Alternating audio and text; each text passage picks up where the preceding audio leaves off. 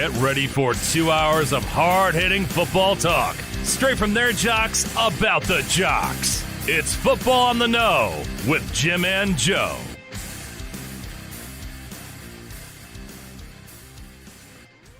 All right, what's going on, everybody? Welcome once again to another episode of Football on the Know. I am Jim McPhee, and alongside of me is Mr. Joe DeCapita. What's going on? Our favorite know-it-alls out there. What's going on? Welcome back for another edition of Football on the Know Show.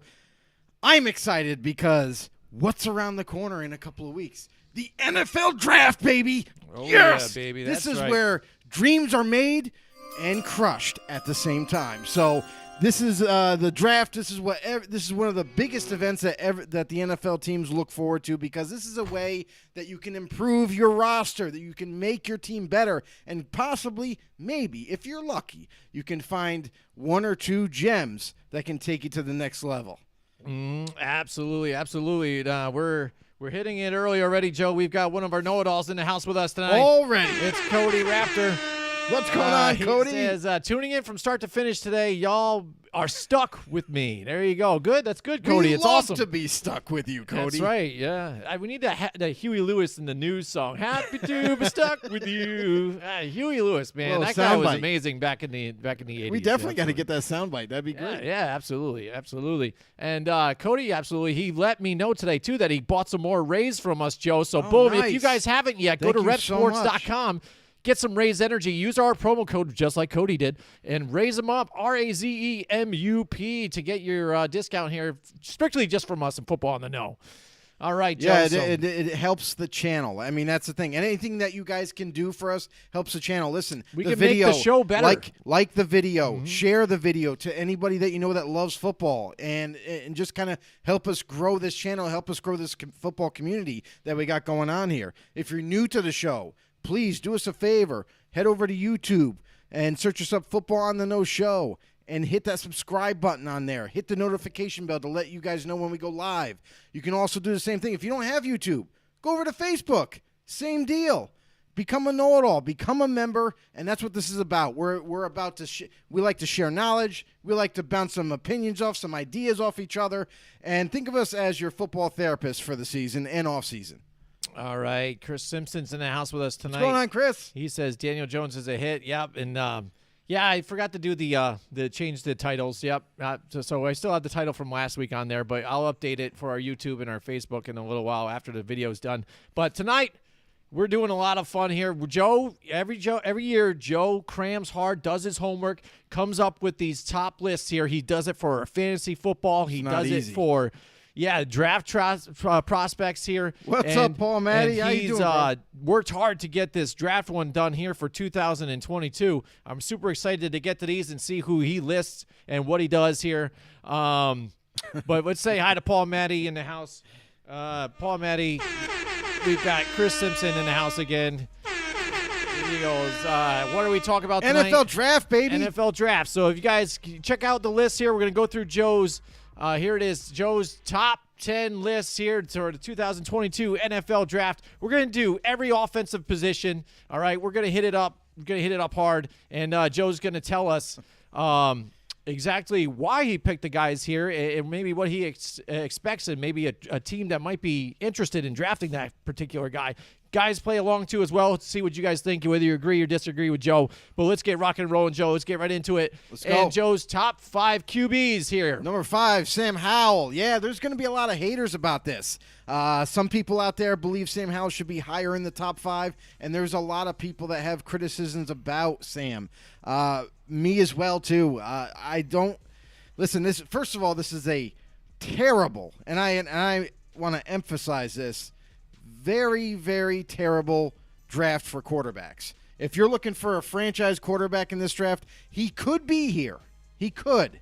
But there's going to be some development that has to take place in order for them to become that franchise quarterback. So Sam Howell, I have him at number 5. I only did a top 5 for quarterbacks because of how bad this draft class actually is.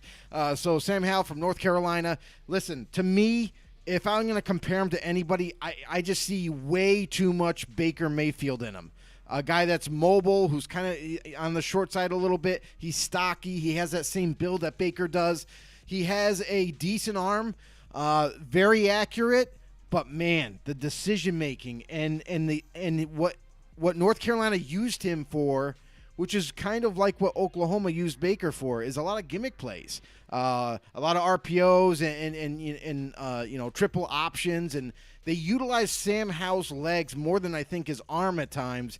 And to me, it begs the question, like, next level, when he gets there, is he going to be just a quarterback, or is he going to always have to be this kind of gimmicky type of player to be successful? And if that's what you're going for, great, but usually that does not work in the NFL. You need to have a guy that can throw the football and throw it well and make the right reads and make the right decisions. Sam Howell, to me, is just not quite there yet. He could develop and become that, but he's got a lot of work to do.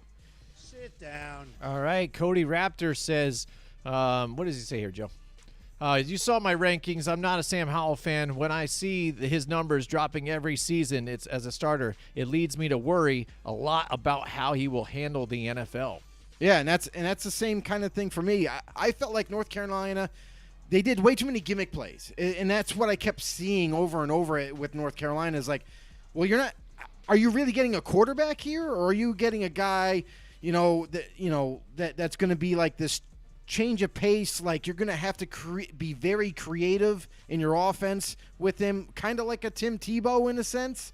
Like, that's what happened with Tim Tebow. He came in, was like this gimmicky quarterback. They utilized it great for a whole year, and then teams figured him out and figured the offense out, and then, we all know the rest of it. All right, here, let's get to your number 4, Joe. Number 4. Number 4, I got Matt Corral, Ole Miss. A lot of people have Matt Corral a lot higher on this list, even in the top 5 category. But Matt Corral from Ole Miss has the size. He has the arm talent that you like in a quarterback. But another problem for me is like X's and O's, like him being able to read a defense. I have a big-time questions about that. His footwork wasn't as good as I'd like it to be if you're going into the NFL. He did run a pro-style offense, so that kind of helps him in that learning curve when he gets there. Definitely a mobile quarterback and a guy that he can make the throws, but sometimes, every once in a while, he makes some miscued throw, like kind of like a pitcher. He's a little bit wild at times. So that, to me, is why he ends up number 4 on this list and not any higher. All right, moving on to number 3. Number 3, you got Kenny Pickett. Yeah, that's right. Kenny's number 3. He's not number 1. He's not number 2. He's number 3. And I'm going to be completely honest.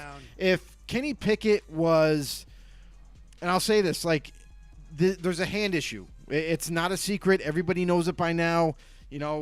I forgot what the exact measurement was, but it's like 8 inches and like something 16ths. Like his hand is not that big, and it's because he has like a little defect in his thumb that kind of shrinks that gap there. And that's his throwing hand. So that's got to have some level of concern going into the NFL. A guy that has to wear gloves all the time when he throws the football. And what's going to happen in inclement weather? That's a big concern for me. If it wasn't for his hand being as small as it is, I'll tell you right now, Kenny Pickett has everything else that you want in a quarterback. He would be my number 1 if that he didn't have that hand issue and it was small. So the problem for me is we saw it in the Senior Bowl with Kenny Pickett. Anytime there was inclement weather, he struggled big time. He struggled to hold on to the ball. He struggled to throw the ball. It would slip out of his hand a lot more often. Now, what's that mean when you get to the NFL? The NFL football is bigger than the college ball. You know what I mean? So that, to me, that's going to be concerning going into the NFL. Is how is he going to be able to handle an NFL football, and is he going to be able to throw it consistently? I thought that from a quarterback standpoint for Kenny Pickett, hands down was the best talent coming out. He has a strong arm. He has a cannon for an arm. He's deadly accurate. He has the prototypical size that you like to see. He's more mobile than what he looks. And he's a good decision maker. He gets rid of the ball fast. And also good at processing information in the pocket and staying poised. So you hear all these pros and you're like, wow, that's a lot of pros. He should be number 1, right? But that hand issue to me is too. it's very concerning to me. And when you look at the NFL right now, in the spectrum in the NFL, there's no quarterback, none, that has that small a hand size, and there's a good reason for it. All right, Cody says, I'm not too worried about his hand size, but with only one successful college season under his belt, there's always the worry that it was a flash in the pan kind of season. Right. Absolutely. And that's fine. Some people aren't worried about the hand size, but to me, what I saw in the Senior Bowl, that was a little concerning with inclement weather and him struggling with the rain, and it showed out there. So, yeah, he's not going to be terrible every game because, let's face it, it's not going to rain every time.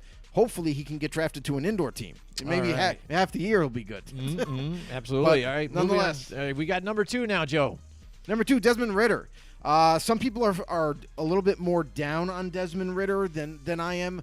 I see a guy who, again, he's kind of like a, Matt Corral in terms of stature. Like, they both have almost the same physique. They're both tall. They're both mobile. Desmond Ridder has a very strong arm. And the only thing that you would have to work on with Desmond Ridder is he can make all the throws, but it's him reading the field. There was something that I saw on the tape where at Cincinnati, I don't know if it was the offense they were running. I don't know if the offensive plays were skewed to go a certain way, and that's why Desmond Ridder, when you watch the tape, he doesn't kind of go through his progressions completely. He kind of locked on one receiver right from the snap, and he went there. I didn't see too much of him going down the ladder. You know what I mean? First, second, third, and maybe even the fourth receiver at times. So that to me is going to be that has to be worked on going into the NFL. Listen, better coaches, they teach better. Their offense is a little bit different. He's going to have to learn a lot of things. But Desmond Ridder, I'm a huge fan of, and I think that he can definitely turn into that franchise quarterback. But again, just like everybody on this list, there's going to be a lot of development that has to take place before they get there. All right, Cody says, I'm a big fan of Ridder. He's my number 1 on my list. Nice to see someone else giving him some love, ranking him this high. Chris Simpson says, we know all too well how small hands aren't good in bad weather. We had plenty of rainy Super Bowls that proved that. There you go. I think I know what he's talking about there. Flag football. There we go. Yep. All right, so Joe, that means we've got to your number one quarterback here in this one. I mean, everybody's going to know by draft. now. Yeah, everybody probably knows already by now, right? Willis. Yeah, all the surprise. Malik Willis from there Liberty. I mean, here's the thing is when you take all these quarterbacks, now it's not that Malik Willis doesn't need development. Of course he does. But this is one of the most gifted arm talents in this draft. Super strong arm. When he wants to put it somewhere, he's dead on. He's deadly accurate. He's got the build that you want. He's got a very physical build about him, so he can take the punishment in the next level. He's also more mobile than he looks. He's not a blazer. He's not like Lamar Jackson, where he's going to take off in the open field and break tackles and just kind of flat out beat everybody with his speed.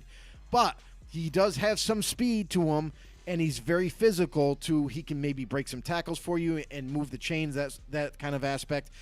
But man, he has such amazing arm talent that it's hard to deny. And if you can get this kid in tune with his he's got great mechanics too.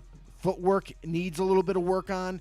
But what I noticed from Malik Willis and watching his tape is sometimes when it comes to the X's and O's or reading the defense, that's something that is going to be critically worked on going forward. And if they can get him corrected, cerebrally, and get him to learn the defenses better and to go through his progressions, kind of like Desmond Ridder, I think Malik Willis is going to be an amazing player for the future.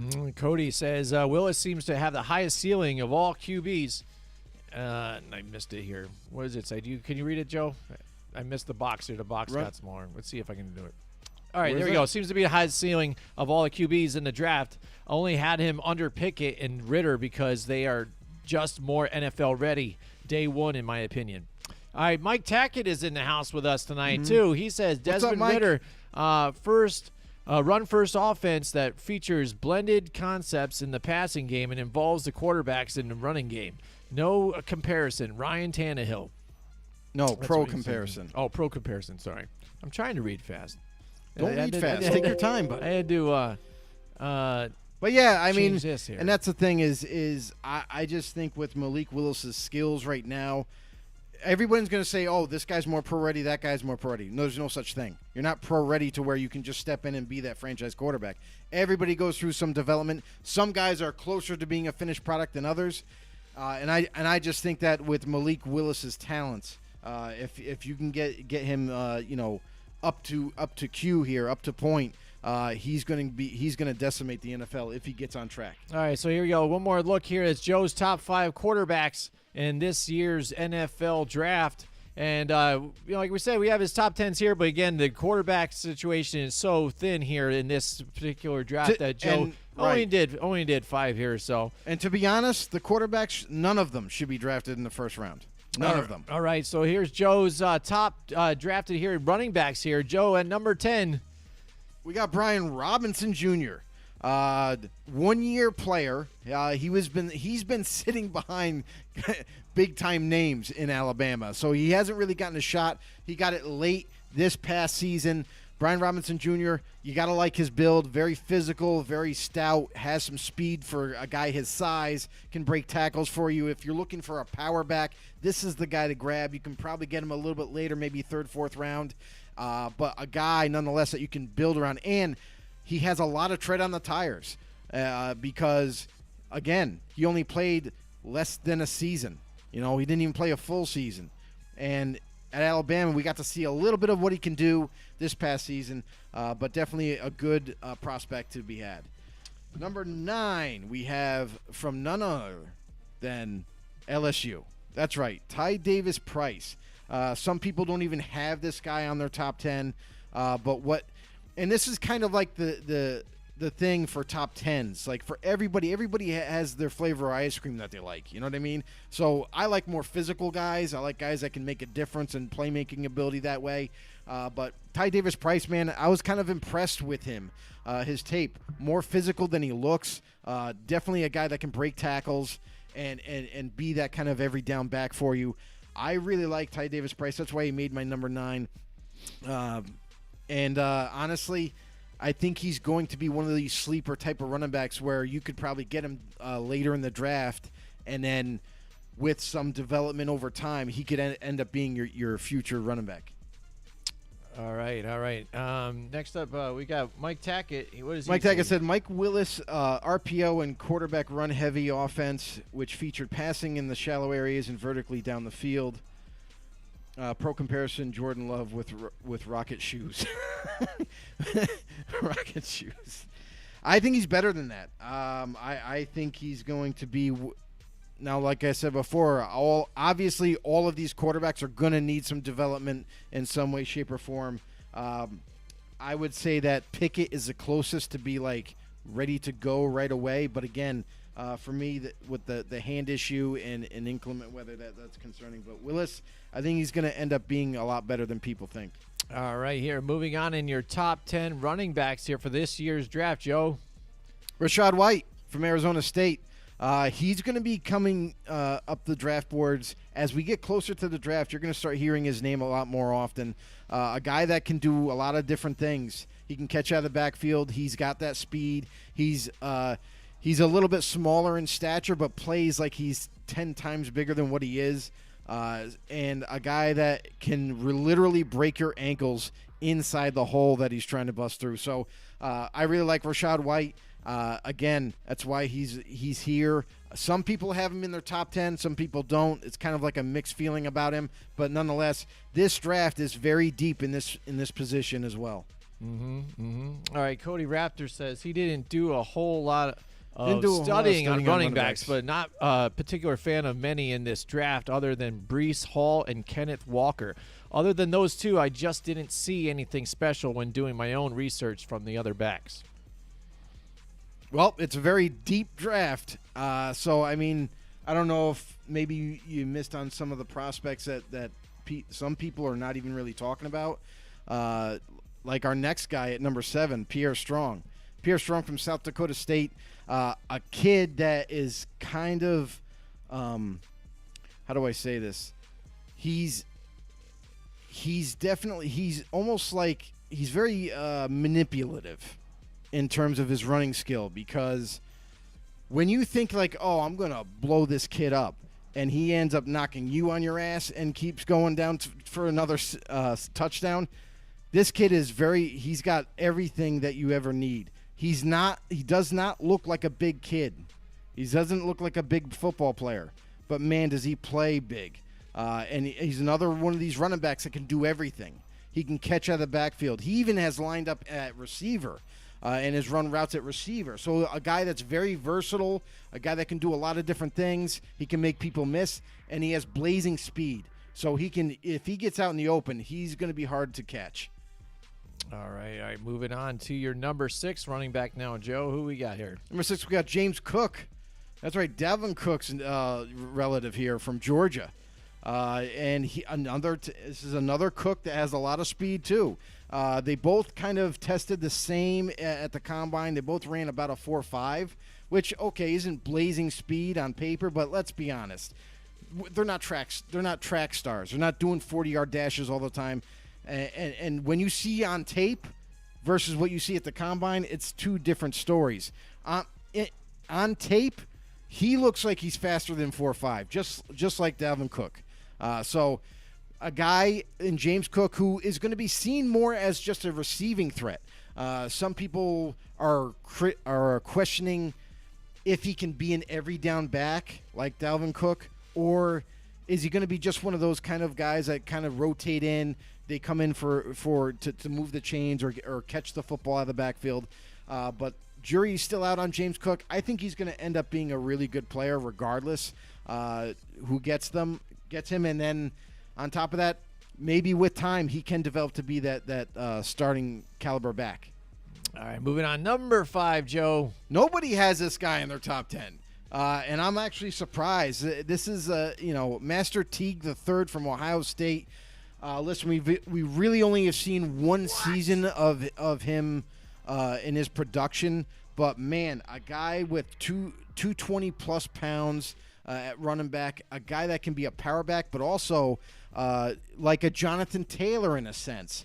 A guy that could be a power back, but also has blazing speed. He ran a 4.40 at his pro day and did all the drills and everything. Was very explosive, and when I watched him this past season, man, oh man, I was really impressed. He can break tackles. He can run by you. He can make you miss. He can put you in the ground with a stiff arm, and he has the capability to catch out of the backfield, which is, to me, what's going to really catapult him up this list. I got him at 5. A lot of people don't even have him this high, but man, oh man, what I saw in one season, I know it's 1 year, but I think that he can legitimately be a starting caliber back for somebody. All right, next Number up 4. here, number 4. Number 4 is coming right up. We have Zamir White from Georgia. Yes, another Georgia running back. And that's the crazy thing about Georgia is they were chock full of talent on that team. 2 capable backs that can come into the NFL. They can do whatever they need to do. They can hit the home run. They can make the home run play happen and run for a 60-yard touchdown. Or they can catch the ball in the backfield and make a lot of people miss and do their thing. But Zamir White, he's a very explosive runner, a guy that even though he was kind of splitting time with James Cook, still was able to put up monster numbers for Georgia. And I just think because of his explosiveness, I think it's going to give him a really good shot of landing on a team and actually earning the starting job. All right, here we go. Here we cracked the top 5. We got them so far here, and now Number let's 3. see number 3. Another surprise. Ooh. People didn't expect Dameon Pierce to be up here from Florida, but man, oh man, I love his tape. This is another guy that, again, this is kind of like a preference thing, right? Not everybody's going to like the bulldogs of the running back group.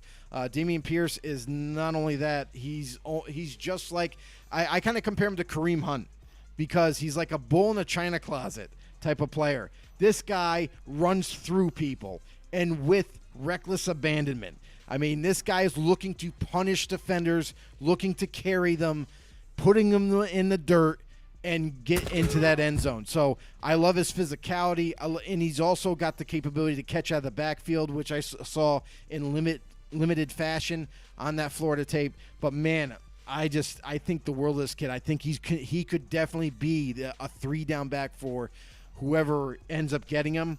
I have him higher on my list. A lot of people have him lower, and if that's the case, maybe other teams in the NFL have him a little bit lower. You could probably get a steal if he's a mid to late round pick. I think you just stole that running back pick right there, and you almost won the draft in a sense. But Dameon Pierce, very, very dangerous to say the least. All right, now we looked at here. We got the top 2 coming up. Cody said that he had Breece Hall and Kenneth Walker up there. So let's see if he is agreeing with you at least on a few of these here. I mean, everybody's going to agree on that because they are the top 2 running backs. All right, there you go. So there we go. Number 2, there it is. But there's a little difference. I got Breece Hall into my number 2 back. This is a dude that can make a lot of people miss, and he does a great job of setting defenders up. He can make you miss, and he already knows he's one step ahead of you. When you think he's going to go left, he fakes left and goes right, and then you're standing there going, what the heck's going on? But I think he's an amazing athlete, a gifted runner, a guy that can do literally everything. Again, he's another type of running back where you could literally place him anywhere. You could have him in the slot at receiver, have him in the backfield. He can break tackles. He can do it all, and has very soft hands. I know a lot of people were kind of questioning, can he catch the football? Well, there was tape on there of him catching it one-handed, going down the field and making some contested catches. So that question's thrown right out the window for me. Breece Hall from Iowa State, he's going to be great in the NFL. All right, Cody says that he's not a Isaiah Spiller fan. Yeah, neither am I. That's why he's not in my top 10. So number 1 overall is Kenny Walker III from Michigan State. This is kind of like a no-brainer for me. I've been watching Kenny Walker for the last couple of years, and I'm just, again, I love physical backs. I love guys that can break tackles. I love guys that can do everything. And Kenny Walker III, to me, is one of the best, if not the best in this draft, that can do everything. He can make you miss. He can run through you. He can do it all. He can catch the ball. He can block, too. He needs a little bit of refinement there, but again, he can do literally everything you need him to do. He should be the number 1 running back taken in this draft, and if not, it's a crime. All right, Joe, let's take a look at your top 10 here now for running backs here. Just take a glance at them. Now, I know a few were pretty tough, to crack into the top 10, and some missed. So we're going to take a look at your honorable mentions here at the running back situation here. Yeah, Abram Smith from Baylor, Jerome Ford, who, I really struggled. I really kind of wanted to put Jerome Ford in my top 10 somewhere, but I struggled with all of these guys because in one way, shape, or form, they all bring something a little bit different to the table. And it was just really tough. I just say screw this whole top 10 thing because it was that tough. And then you had guys like Isaiah Spiller. Who else was on there? Let's look at it quick here. Isaiah Spiller, Tyler Algier from BYU. A lot of people are really high on Spiller from Texas A&M, and a lot of them have him in the top 10 of their